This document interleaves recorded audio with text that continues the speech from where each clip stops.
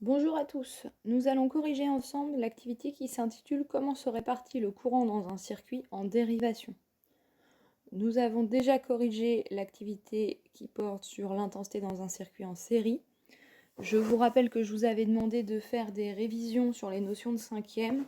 Il serait bien que vous soyez au point sur ces notions pour écouter la suite. Alors, petit rappel du contexte, on vous dit ici que dans une voiture, toutes les lampes, phares, feux de position, clignotants, etc. sont branchées en dérivation sur la batterie, qui est donc le générateur du circuit électrique de la voiture. Et la question principale ici, c'est comment déterminer l'intensité du courant fourni par la batterie. Alors, on a deux documents. Le premier qui vous dit qu'il y a la photographie et le schéma d'un circuit modélisant le circuit électrique d'une voiture. Donc, vous avez différents numéros répartis. On vous indique les nœuds. Je vous rappelle, les nœuds, c'est les intersections entre les différentes branches d'un circuit en dérivation. Et vous avez dans le document 2 les exemples de mesure de l'intensité du courant électrique au point 1 et au point 3. Voilà.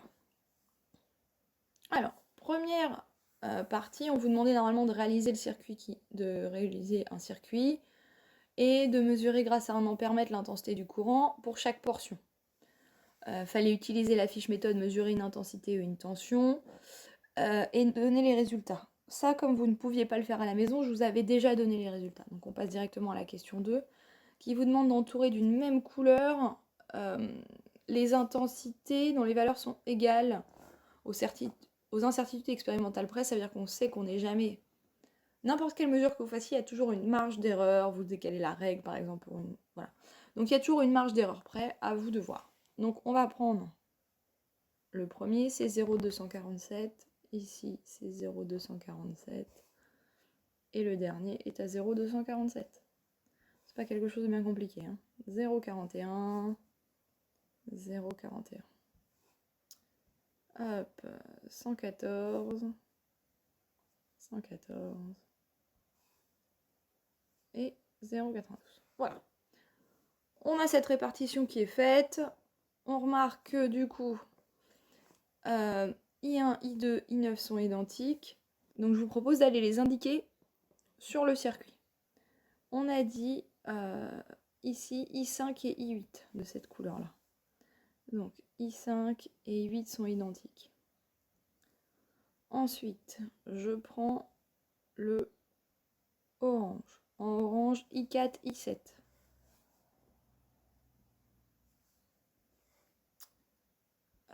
En vert, I3, I6.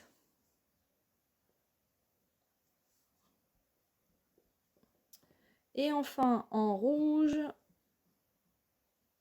ici, 247, donc I2, I1, I2, I9. I2, I9. Voilà. Alors, le fait d'aller remettre ça sur le circuit, ça permet d'un peu mieux voir à quoi ça correspond.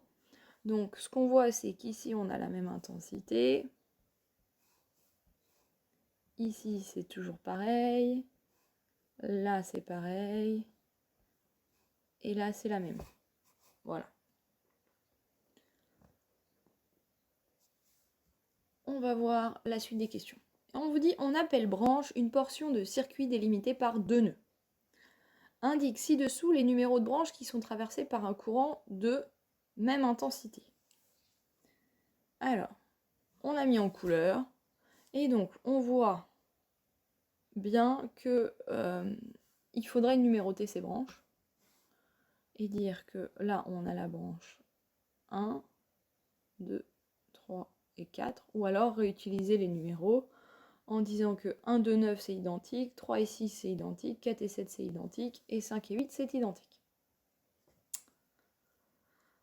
Ensuite, on vous dit la branche qui contient le générateur est la branche principale. Les autres sont des branches dérivées. Décrit dans ce circuit comment se répartit le courant électrique fourni par le générateur.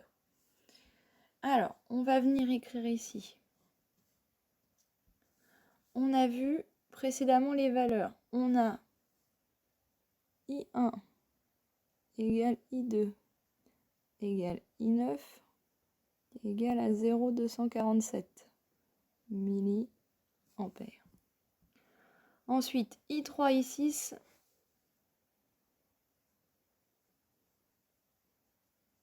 0,041 milliampères.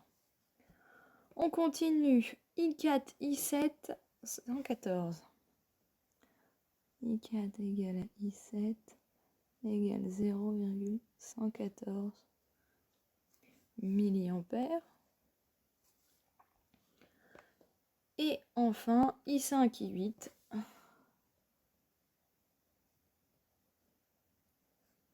0,094 92. Et alors, comment se répartit le courant électrique? Ce qu'on voit, c'est que la branche principale, qui est en rouge en haut, là, c'est la valeur la plus élevée. Et donc, ensuite, ça va dans les branches dérivées. Donc, si on retourne sur le circuit, on voit que ça part de là. Je me rappelle, hop, ça arrive ici. Et ensuite, les autres, ça a des valeurs plus petites. Est-ce que, question 5, on vous demande la relation mathématique qui relie I1, I3, I4 et I5. Alors, si on regarde, on a 1, 3, 4, 5. Okay. Qu'est-ce qui va les relier? Eh bien, si vous utilisez votre calculatrice, vous allez vous rendre compte que la branche principale qui est représentée par I1, la valeur du courant, c'est égal à la somme des autres branches. Voilà. Donc le courant a la même intensité dans les portions de circuit 1, 2 et 9. L'intensité est aussi la même. Voilà, c'est ce que je vous ai montré en couleur. Je trouve ça plus visuel. On vous dit donc que le courant fourni par le générateur, il va se répartir, se diviser, se partager dans les différentes branches.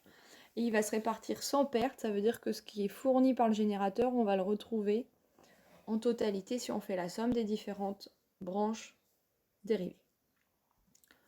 On en arrive donc à la conclusion et on vous demande là de compléter ce texte. Alors on vous dit dans un circuit en quelque chose, le courant électrique fourni par le quelque chose se répartit dans les branches quelque chose. Alors, on est dans un circuit en dérivation. Le courant électrique, il est fourni par le générateur et il va se répartir dans les branches dérivées. L'intensité du courant dans la branche quelque chose est égale à la somme des intensités des courants dans les branches quelque chose. On l'a vu juste avant, c'est l'intensité du courant dans la branche principale est égale à la somme des intensités des courants dans les branches dérivées. Ça, c'est la conclusion, c'est donc le point final à retenir sur cette activité. J'espère que ça a été relativement clair. Sinon, regardez une nouvelle fois cette vidéo. Essayez de réfléchir par vous-même, bien sûr, ce sera le meilleur moyen de retenir et de comprendre. Si vous avez des questions, vous pouvez toujours me contacter. Je vous souhaite une bonne fin de journée